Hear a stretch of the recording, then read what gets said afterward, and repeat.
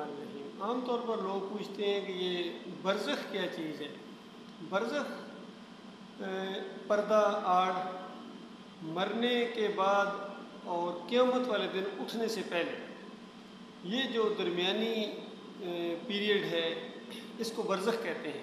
قرآن میں وَمِن وَرَائِهِمْ بَرْزَخٌ إِلَىٰ يَوْمِ يُبْعَثُونَ کے الفاظ آئے ہیں کہ دوبارہ اٹھنے کے دن تک ایک آڑ ہے، پردہ ہے، بیریئر ہے۔ اب دو چیزوں کو جو آپس میں ملنے نہ دیں اس کو برزخ کہتے ہیں۔ روح فرشتے جب نکال کے لے جاتے ہیں تو یہ اس جسم کے ساتھ نہیں مل سکتی ہے، نہ ملائی جاتی ہے، کیونکہ درمیان میں برزخ حائل ہے۔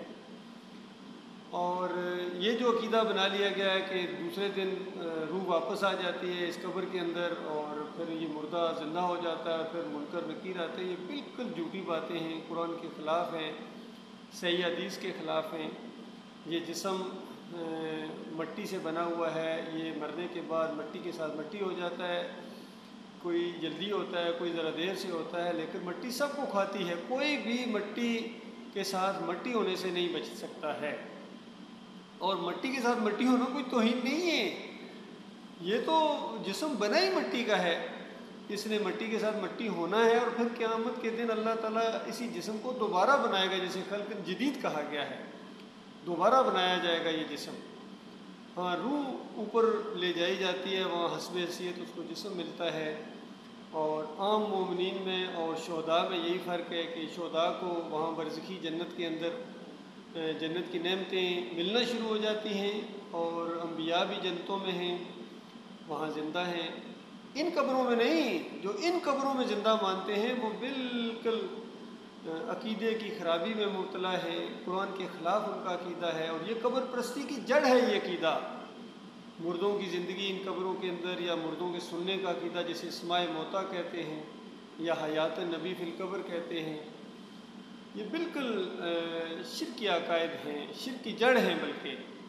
اور بڑے افسوس کے ساتھ یہ بات کہنی پڑ رہی ہے کہ تمام مسالک کے اندر یہ عقائد پائے جاتے ہیں، بریلوی مسلک ہو، دیوبندی ہوں، اہل حدیث ہوں، سلفی ہوں، حنبلی ہوں، اور جو بھی ہیں ان کا تعلق قبر پرستی سے کہیں نہ کہیں ان کا ہوتا ہے، کہ کہتے ہیں کہ روح کا تعلق قائم ہو جاتا ہے۔ یہ بالکل تعلق قائم ہونا مطلب یہ ہے کہ ان کا شرک کے ساتھ تعلق قائم ہو جاتا ہے۔ جب اللہ کی کتاب کہتی ہے اموات غیر احیاء، یہ مردے ہیں، ان کے اندر زندگی کی رمق تک باقی نہیں ہے۔ ثم انکم بعد ذلک لمیتون ثم انکم یوم القیامۃ تبعثون، اس زندگی کے بعد موت ہے اور پھر قیامت کے دن تمہیں دوبارہ اٹھایا جائے گا۔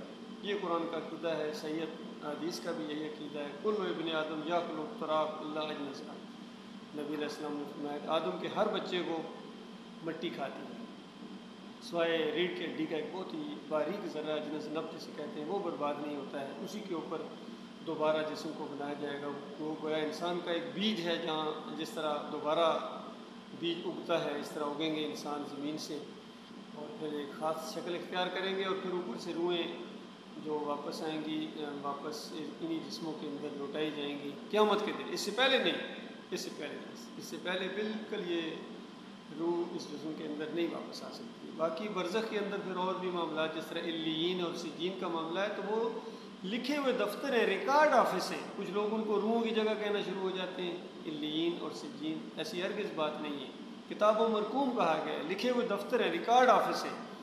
نیک لوگوں کے جو اعمال نامے ہیں وہ علیین میں ہیں، اور برے لوگوں کا جو ریکارڈ آفس ہے وہ سجین میں ہے، اور اس کے اوپر پہرے دینے والے فرشتے ہیں۔ کوئی ان کو وہاں سے ضائع نہیں کر سکتا ہے، اس کو رد و بدل نہیں کر سکتا ہے۔ اتنا مضبوط نظام ہے اللہ تعالیٰ کا۔ اللہ تعالیٰ غور و فکر کرنے کی توفیق عطا فرمائے۔